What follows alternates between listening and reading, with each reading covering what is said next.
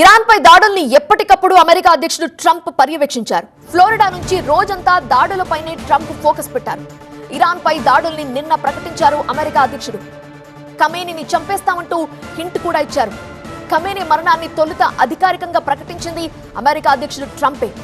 Israel intelligence America ఆయుధాలతో Iran పై మెరుపు దాడులు చేసినట్లుగా ప్రకటించారు. అమెరికా దాడుల్లో ఇరాన్ సుప్రీం నాయకుడు ఆయతుల్లా సయ్యద్ అలీ ఖమేనీ మృతి చెందారు. 40 రోజుల పాటు సంతాప దినాలుగా ఇరాన్ ప్రకటించింది. చరిత్రలో అత్యంత దుర్మార్గుల్లో ఒకరైన ఖమేనీ చనిపోయాడని ట్రంప్ అంటున్నారు. ఇది ఇరాన్ ప్రజలకు మాత్రమే కాదు, అతని వల్ల నష్టపోయిన అమెరికన్లందరికీ, ప్రపంచానికి జరిగిన న్యాయం అంటున్నారు ట్రంప్.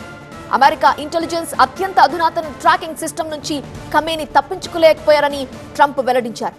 ఇరానియన్ ప్రజలు తమ దేశాన్ని తిరిగి స్వాధీనం చేసుకోవడానికి ఇదొక గొప్ప అవకాశం అంటూ ట్రంప్ చెప్పుకొచ్చారు. ఇరాన్, ఐఆర్జీసీ, మిలిటరీ, ఇతర భద్రతా, పోలీస్ దళాలు ఇకపై పోరాడటానికి ఇష్టపడటం లేదని తమకి తెలుస్తోందన్నారు ట్రంప్. ఇరాన్లో త్వరలో ప్రజాస్వామ్య ప్రక్రియ ప్రారంభం కావాలన్నారు. ప్రపంచ శాంతి కోసం తమ ప్రయత్నాలు కొనసాగుతాయన్నారు ట్రంప్.